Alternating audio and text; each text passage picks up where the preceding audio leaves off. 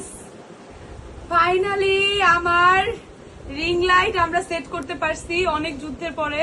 But আমি এখন আমি এখন দেখবো যে আমাকে কেমন দেখা যায়। আমি জাস্ট দেখো একটা বম হবে। ও মাই গড, ও এটা অন। আচ্ছা, এটা কি কালার কি চেঞ্জ হচ্ছে আসলে? বুঝি না তো। ও এই তো কালার চেঞ্জ। ও মাই গড, এদিকে আসো, এদিকে এসে দেখাও আমাকে ক্যামেরাতে।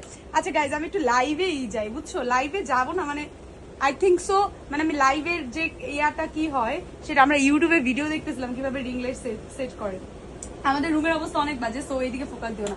আচ্ছা, এই সাদা লাইটটা কি ঠিক আছে? দেখো তো, এটা আরেকটু নিচে হবে। এই তো জোস। এখন এইটা কি এইভাবে হবে? এই লাইটটা কি বেশি ভালো লাগে না এইটা? ও এটা অন্ধকার। ওমা, এটা ফোনই অফ হয়ে গেছে। দেখি একটু ক্যামেরাতে কেমন লাগে। কোনটা ভালো লাগে, এটা না এইটা? এটা কেমন হলুদ হলুদ লাগতেছে। এটাতে ফর্সা দেওয়া যাইতেছে না? নাকি এইটাই ঠিক আছে? আমার মনে হচ্ছে রিং লাইটের থেকে আমার রুমের লাইটে ঠিক আছে। এটাতে টিকটক বানাইতে পারবো guys. Thank you so much Atik, I love you a লট।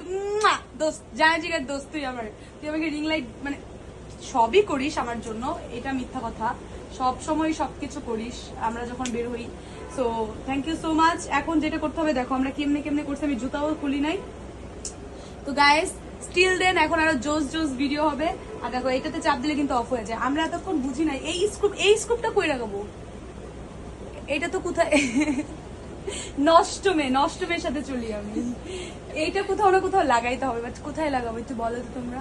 এটা অফ করো ক্যামেরা।